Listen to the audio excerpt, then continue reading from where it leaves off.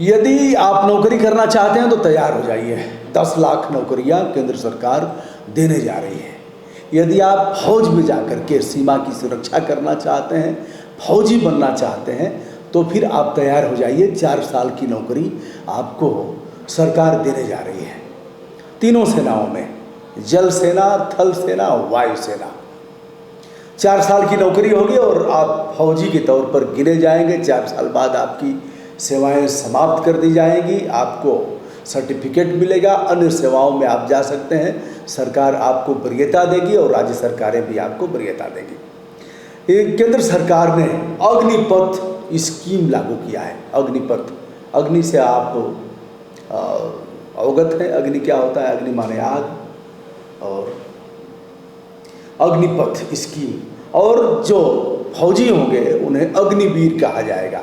बेटा आग में कूद जाओ, देश के लिए आग में कूदने के लिए जो तैयार है, अग्निवीर, जो आग से न डरता हो, जो आग को बुझाता है, जो देश के लिए आग लगा देगा।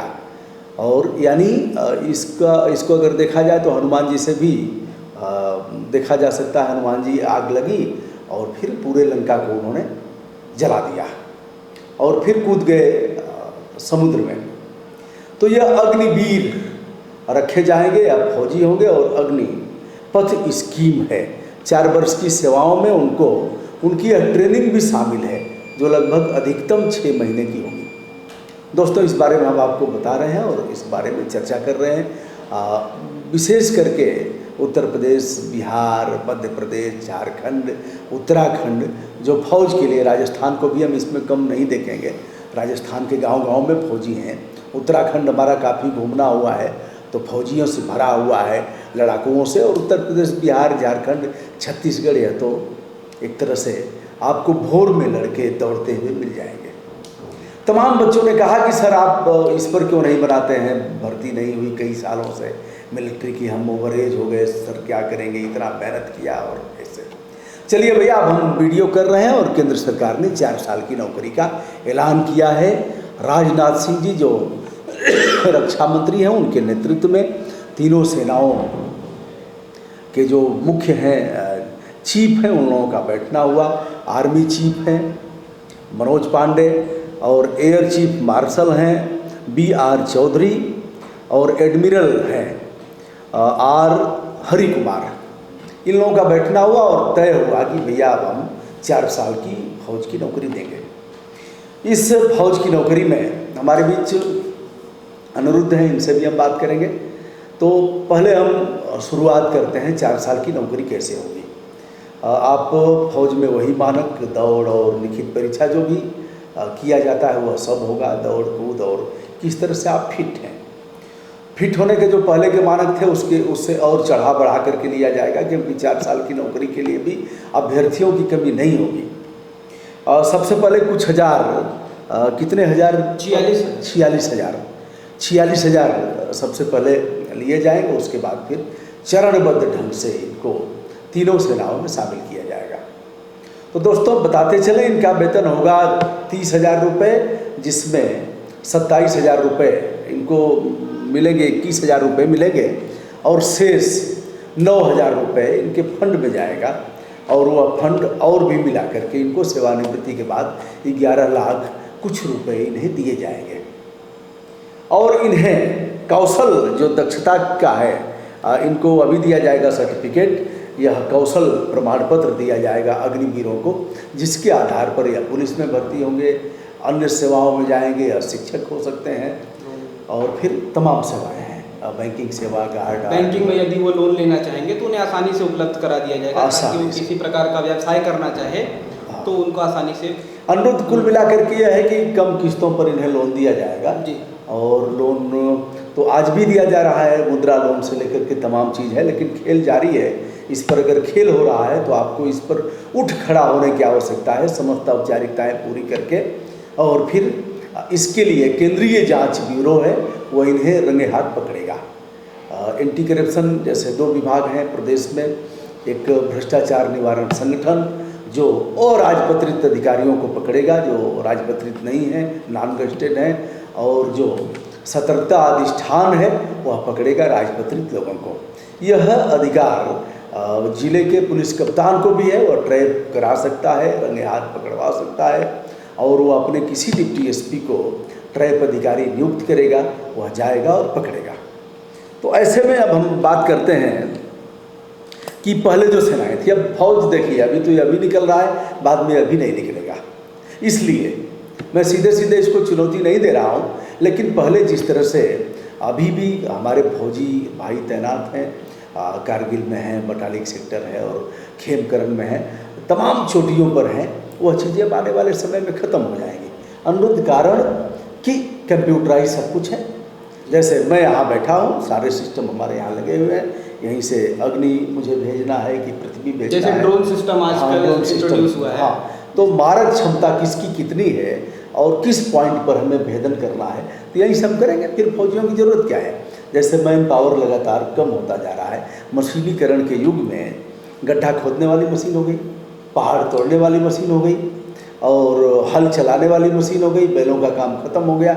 ऐसे ही तमाम मशीनीकरण के युग में पेड़ काटने वाली मशीन हो गई, पेड़ लगाने वाली मशीन हो गई। तो लोगों का होगा क्या? मनरेगा में भी जो चल रहा है वो 30% लोग कर रहे हैं और से 70% मशीनी युग में काम हो रहा है, पेमेंट हो रहा है और खेल जारी है। सुरती बीड़ी का कुछ मिल गया और ऐसे भी मिल गया, शेष प्रधान जी और वह लोग कर ले गए, कुछ अधिकारी ले गए, कुछ बैंक वाला ले गया, कुछ BDO CDO ADO और मनरेगा के जो अधिकारी हैं वह ले गए। ऐसे में भैया 4 साल की नौकरी मिल रही है तो तैयारी कर लीजिए। कई देशों में क्या है, फौज के अनिवार्य कॉन्स्क्रिप्शन सिस्टम, ये जो सिस्टम है ये कॉन्स्क्रिप्शन सिस्टम नहीं है। हाँ। जैसे कुछ लोगों का ये मानना हो रहा है कि 46,000 भर्तियां हैं तो यानी सब कुछ भर लिया जाएगा। कुछ लोगों में ये भी डाउट है कि हर व्यक्ति को भर लिया जाएगा। ऐसा नहीं है, इसमें जो एज लिमिट है 17.5 से लेके 21 साल तक है, और यह कॉन्स्क्रिप्शन सिस्टम नहीं है, उससे डिफरेंट है। कॉन्स्क्रिप्शन सिस्टम होता है आपका अनिवार्य सैनिक भर्ती। इसके तहत जैसे इजराइल हो गया, रशिया हो गए, ये इन देशों में हर नागरिक की ये जिम्मेदारी होती है, ऐसा उसके लिए नियम होता है कि उसे सैनिक में अपनी सेवाएं देनी होंगी। और यहाँ पे जो इस मामले में मेरा मानना है, जहाँ तक हम भी NCC किए थे तो NCC में यह था, उस समय भी बताया गया था कि कुछ देशों में यह इसकी ट्रेनिंग 6 महीने की 3 महीने की कराई जाती है, जिससे राष्ट्रीय भावना भीतर तक घर कर जाए। ये हमारा देश है, हमारी चीज़ें हैं, इसकी सुरक्षा कैसे करनी है, देश के लिए लड़ना कैसे है, और स्व की भावना, उसके साथ साथ डिसिप्लिन। हाँ, डिसिप्लिन ऐसा जॉब होता है। अच्छा मैं अपनी बात बताऊं, जैसे मैं ट्रेनिंग करके आया था, 10 दिन की ट्रेनिंग थी, कैंप किया था। उसके बाद मुझे सुबह कैसे उठना है, सेविंग कैसे करना है, बूट पॉलिश कैसे करना है, और हमेशा अपने काम के प्रति तत्पर कैसे रहना है, 10 दिन में आ गया था। बातें आई गई हो गई, फिर वही चीज़ें, फिर वही आदत में शामिल हो गया। तो एक चीज़ है, मैं मित्रों से पूछना चाहूँगा, और उसके बाद इन्हें पैसे भी मिलेंगे, 11 लाख कुछ रुपए मिलेंगे। 25% ऐसे लोग अस्थायी सेवा में लिए जाएंगे जिनका ठीक ठाक रहेगा, जिनका प्रदर्शन अच्छा होगा इन 4 साल में उसमें। तो ये प्रतिस्पर्धा की भावना। लेकिन मैं जानना चाहूँगा तमाम जो हमारे मित्र लोग जुड़े हुए हैं वह बताएं कि इसमें खामियां क्या हैं, इसमें सुधार और करने की क्या ज़रूरत है, इनको और क्या करना चाहिए जिससे और बेहतर परफॉर्मेंस हो, युवाओं के प्रति भी अच्छा हो और फिर देश के प्रति भी अच्छा हो। इसमें अच्छाइयाँ क्या हैं और इसमें खामियाँ क्या हैं। एक बिंदु के दोनों मायने हैं और दोनों मायनों पर मैं चाहूँगा दोनों बिंदुओं पर लोग अपना पक्ष रखेंगे। अगला बिंदु है 10 लाख नौकरियाँ 1.5 साल में देंगे जी, मतलब यानी 2024 से पहले। उसके पहले चौकीदार की भर्ती हुई, मैं भी चौकीदार हूँ, करोड़ों नौकरियाँ दे दिया। दोस्तों यह सब नौकरी वोकरी का कोई विषय नहीं रह गया। आता है बच्चों का तो मैं कहता हूँ यार नौकरी क्या ज़रूरत है। अभी तो चल रहा है हिंदू मुस्लिम चल रहा है, कश्मीर फाइल चल रहा है, रात को 2 बजे 3 बजे आता है कमेंट आता है, और कमेंट धारदार। इसका मतलब कि उसको नींद नहीं आ रही है जो लोग ऐसे हैं, नंबर 1। नंबर 2 कि सारी चीज़ें गौड़ हो गई हैं, वह नौकरी व्यवसाय यह चीज़ें रही नहीं, उतने में ही भूल गए हैं, और फिर वो उसी में पत्थरबाजी होगी, उसी में कश्मीर चलेगा, उसी में 70 साल से कहाँ थे, उसी में नेहरू और एडमिना आ जाएंगी कि नेहरू किस तरह से प्रेम चल रहा था एक विदेशी महिला के साथ, लव यू चल रहा था। ये सब सारी चीज़ें आ रही हैं। नेहरू नहीं रहे, उनकी बेटी इंदिरा भी नहीं रही, जवाब इंदिरा के लड़के राजीव भी नहीं रहे, जी राहुल हैं, लेकिन नेहरू चलेंगे। नेहरू दादा से बड़ी उम्र के थे, लेकिन नेहरू आ जाएंगे। अब नौकरी और व्यवसाय ये चीज़ें नहीं रहेंगी, इसलिए कभी कभी बड़ा कष्ट होता है। मैं देखता हूँ ऐसे लड़कों को, तरस आता है, कुछ न कुछ करने की ज़रूरत है। यह अंतिम नौकरी मान लो। अब तो ठेका वाली नौकरी होगी। ठेका वाली जानते हो नौकरी अद्भुत क्या होता है? बताइए। आउटसोर्सिंग।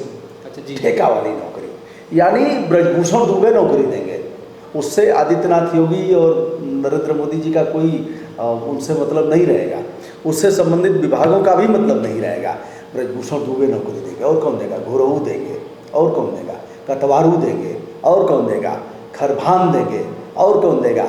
पवारू देंगे, जो हाई स्कूल इंटर पास हैं और उन्होंने ठेका ले लिया है। सरकार ने निविदा आमंत्रित किया कि भाई हमको इतना क्लर्क की नौकरी देना है, इतने चपरासी की नौकरी देना है, इतने चौकीदार की नौकरी देना है, इतना स्वीपर की नौकरी देना है। तो हम लोग आवेदन कर दिए। तो हमने कहा साहब हम 18,000 में दे देंगे नौकरी, आपने कहा कि हम 19,000 में देंगे, फलाना ने कहा कि 20,000 में देंगे, कतवारू आए, उन्होंने कहा साहब हम तो 16,000 में दे देंगे। तो कतवारू भाई का फाइनल हो गया। अब कतवारू भाई को यह ठेका मिल गया, कतवारू भाई को मिलेगा 22,000 और वह 16,000 का वह है, वह कम में ही देंगे। 11 महीने की नौकरियां होंगी, 11 महीने के बाद कान पकड़ करके बाहर। अब चूंकि 2022 का अवसान है, 1 साल है 2023, 2000 अब चुनावी यही चल रहा है, 2024 का चुनाव मान लीजिए, क्योंकि सारे राजनीतिक दल, विशेष रूप से सत्तासीन दल को कहना चाहूँगा, सब चुनावी दृष्टिकोण से ही हो रहा है जो कुछ भी हो रहा है। अब अगर नौकरी नहीं देंगे तो फिर चौकीदारी कितने दिन काम आएगी? लोग कितने दिन चौकीदार रह करके उसी में भूले रहेंगे, क्योंकि एक न एक दिन तो ज्ञान चक्षु खुलेगा। तो वह व्यवसाय कर नहीं रहे हैं, वह और कोई काम कर नहीं रहे हैं, खेती बाड़ी से मन उब गया, खेत सिमट गए, क्योंकि परिवार बड़े हुए, जनसंख्या पर नियंत्रण हुआ नहीं, तो छोटे छोटे टुकड़ों में खेत हैं। अगर खेती करेंगे तो खेती गेहूँ और चावल मिल ही रहा है, गेहूँ और चावल का कोई दाम होगा नहीं। अगर हल्दी और तमाम वनस्पतियों और उसका उत्पादन कर रहे हैं, मार्केटिंग कैसे होगी? उस पर दिमाग नहीं लड़ा रहे हैं, क्योंकि दिमाग तो कश्मीर फाइल में है। तो ऐसे में केंद्र सरकार 10 लाख नौकरियां दे रहा है, उस पर भी तैयार हो जाइए और आप बताइए अपना सोच। एक पॉइंट मैं कहना चाहूँगा, यह रोजगार देना काफ़ी ज़्यादा महत्वपूर्ण है, क्योंकि अनएम्प्लॉयमेंट जो रेट है भारत में वह काफ़ी बुरी स्थिति में है। इस प्रकार यह हमारी वर्तमान सरकार एम्प्लॉयमेंट को कंट्रोल करने में असक्षम रही है, अनएम्प्लॉयमेंट को कंट्रोल करने में। इसका अच्छा सुनो, ऐसा कहोगे तो लोग कहेंगे कि 70 साल से क्या उखाड़ रहे थे, 70 साल से क्या उखाड़ रहे थे। चलो बताओ, बात हम कह देते हैं, बाकी आपका एनालिसिस है जैसा आप एनालाइज करें। क्योंकि अगर डेटा के अनुसार देखा जाए तो भारत में अभी प्रेजेंट में जो अनएम्प्लॉयमेंट रेट है रूरल एरिया में 7.8% है, और 7.3%, अर्बन एरिया में 7.8% है। ओवरऑल इंडिया में जो अनएम्प्लॉयमेंट रेट है वो 7.5% है। इस दृष्टिकोण के हिसाब से देखेंगे तो अनएम्प्लॉयमेंट रेट काफ़ी ज़्यादा हाई है, और इसके साथ साथ कई राज्यों ने तो रिकॉर्ड तोड़ अनएम्प्लॉयमेंट रेट बढ़ा रखा है। जैसे दिल्ली में देखा जाए, दिल्ली में अनएम्प्लॉयमेंट रेट 13.6% है, उसी के साथ साथ बिहार में भी 13.6% है, त्रिपुरा में 17.4% है, जम्मू एंड कश्मीर में 18.3% है, और तो कुछ राज्यों ने तो पाकिस्तान के करीबी बना ली है अपनी अनएम्प्लॉयमेंट रेट में। जहाँ पे पाकिस्तान का 27.6% अनएम्प्लॉयमेंट रेट है, वहीं पे राजस्थान का 22.2% एवं हरियाणा का 24.6% पीछा कर रहे हैं उनका पाकिस्तान के करीब। ये अनएम्प्लॉयमेंट रेट की दशा है। तो इस दृष्टि से देखा जाए तो ये 10 लाख रिक्रूटमेंट्स भारत सरकार को डिफरेंट मिनिस्ट्रीज एंड डिपार्टमेंट्स में करना काफ़ी ज़रूरी है। अगर यह असक्षम हो पाते हैं तो आने वाले समय में अनएम्प्लॉयमेंट रेट की दशा और खराब होने वाली है। तो लबोलुबाब यह कहना था कि तैयार हो जाइए, और इस प्रतिस्पर्धा के दौड़ में जो नहीं दौड़ेगा वो पिछड़ जाएगा, जो नहीं प्रतिस्पर्धी भाव से चलेगा वह पीछे रह जाएगा। इसलिए पीछे रहने की ज़रूरत नहीं है। आइए और फिर बताइए कि इस मामले में सरकार को क्या करना चाहिए, और यह कह करके केवल हम हाथ पे हाथ रख कर नहीं बैठेंगे, इस दौड़ में शामिल होंगे। 4 साल तक ही हम, क्योंकि हम इस पर कुछ कर नहीं पाएंगे, कोर्ट वोट भी इस पर कुछ नहीं करेगी। तो आइए दौड़िए, और दौड़ करके ठीक है जैसा होता है वैसा उस तरह से अपने आप को भी ढालना है और उसमें अच्छे अवसर की तलाश करना है। दोस्तों, मैं हूं ब्रजभूषण दुबे, यूट्यूब चैनल ब्रजभूषण मार्कंडे से अनुरुद्धि के साथ बहुत बहुत शुभकामना, सादर आभार, धन्यवाद, जय हो।